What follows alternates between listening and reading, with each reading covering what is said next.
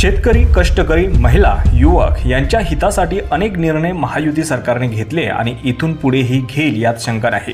भाजपने शेतकऱ्यांची संपूर्ण कर्जमाफी करण्याचं वचन दिलंय।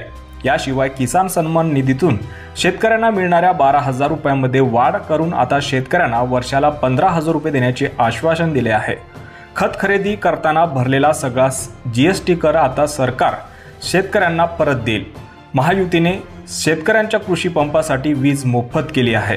याशिवाय त्यांची मागील थकबाकीही माफ केली आहे। मराठवाडा वॉटर ग्रीड, नारपार, वैनगंगा, नळगंगा, दमनगंगा, गोदावरी नदीजोड सारखे प्रकल्प राबवून महाराष्ट्राला दुष्काळमुक्त करण्याचे भाजपचं ध्येय आहे।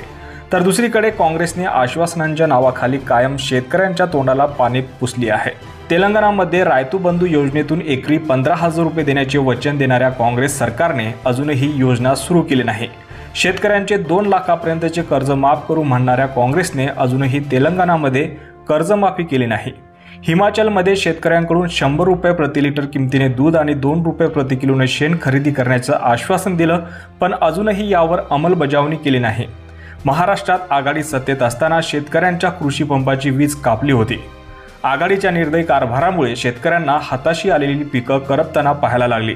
तर आघाडी सत्तेत असताना जनहिताच्या सर्व प्रकल्पांना स्थगिती दिली। जलयुक्त शिवार, मराठवाडा वॉटर ग्रीड सारखे प्रकल्प बंद पाडले। वैनगंगा ते नळगंगा सारखे नदीजोड प्रकल्प रखडवण्याचे पाप आघाडीने केले। भाजपने कायमच दिलेले वचन पूर्ण केले आहे। भाजप यापुढेही शेतकऱ्यांना दिलेलं वचन पूर्ण करेल, तर काँग्रेसने मात्र कायम मतांसाठी खोटी आश्वासनं देऊन जनतेला फसवल्याचं आता स्पष्ट झालं आहे।